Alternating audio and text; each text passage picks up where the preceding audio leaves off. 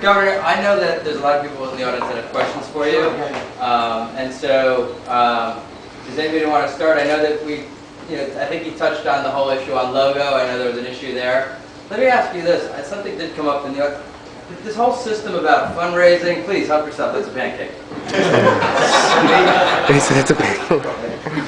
The issue that the system's kind of broke, that you're constantly running around trying to raise money, and if you're not raising money, you're not going to get elected, and there's like sleep deprivation, and there's this whole thing. You were talking about how your answer might have been because you've been running around. What is the solution? I mean, you have to play the game, and then once you get in the game, how do you change the game? Well, the solution is really public financing. Whether we need to get there. Now, is it doable? I mean, I did it in my state. I think there's going to be more and more after this presidential campaign with all the money that's being raised that will really get momentum towards public financing. I hope so, because I think the system needs it. Now, you're right. I mean, 50% of my time, I'm trying to get votes in 4 states. Iowa, New Hampshire, Nevada, South Carolina. If you look at the polls, we're third. You know, we're third in New Hampshire. In Iowa, we're 4th, but we're 6 points behind number 1. I mean, we're at 14, and Clinton is number 1 at 22. So, you know, we're very close. Now, so 50% of the time, getting votes in those 4 states, building an organization, traveling there. The rest of the time, you're right, it's fundraising. I was in Florida yesterday. The day before, I was in Boston for the fundraiser. I was in Pittsburgh, I was in Philadelphia, and then ended up with an event in Miami. So, you know, what you're doing here today allows us to keep the campaign in 4 states. I mean, we're not running a national campaign. Hardly anybody can with the way the primary calendar exists. So the answer is public financing. Will there be the political will to do it? If I'm president, I'll push it. But there's going to be, obviously, a lot of special interests that don't want to see this end. The only thing that I would say there, Doug, is, you know, not every lobbyist that's in Washington is a special interest. You know, I get help from the Sierra Club. I get help from unions, from teachers, from, you know, the Human Rights Campaign. Human Rights Campaign wrote me my first PAC check when I ran for Congress in '82. So I'm no newcomer to the gay rights issues. I mean, I've been there since the very beginning, not just with votes, but with, you know, getting support.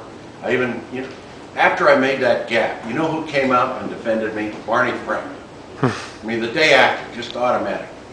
And it was a gap. It was a stupid thing to say, but, you know, judge me on what I've done. I've had domestic partnership on the call in the legislature. I'm the only one that's led an effort of all governors to pass some of the most progressive laws when it comes not just to gay rights, but civil rights, human rights, across the board.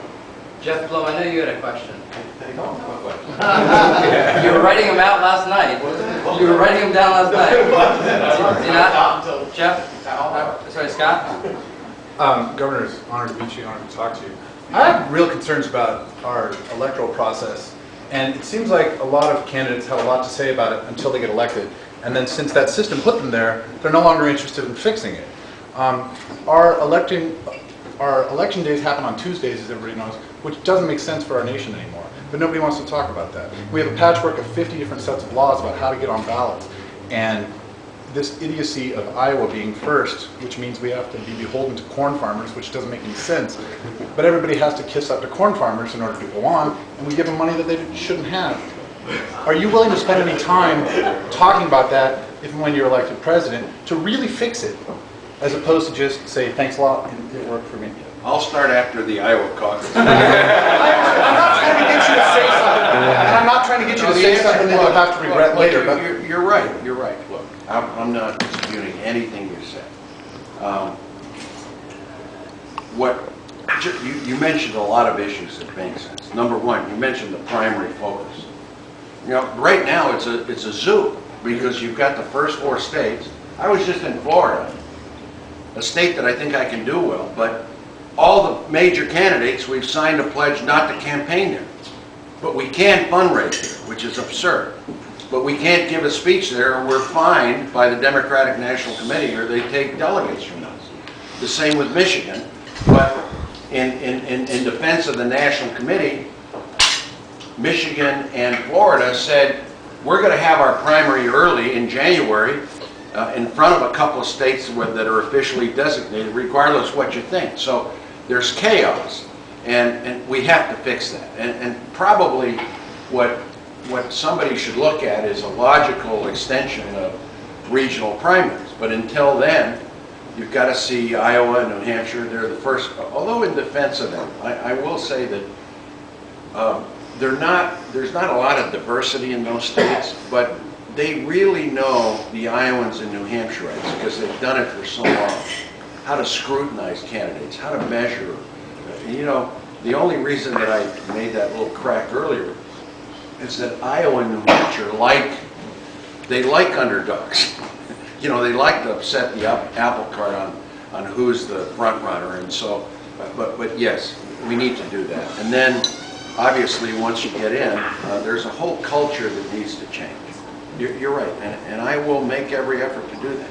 What I can offer is I know how to get things done. I've done it as a governor. I've been a CEO.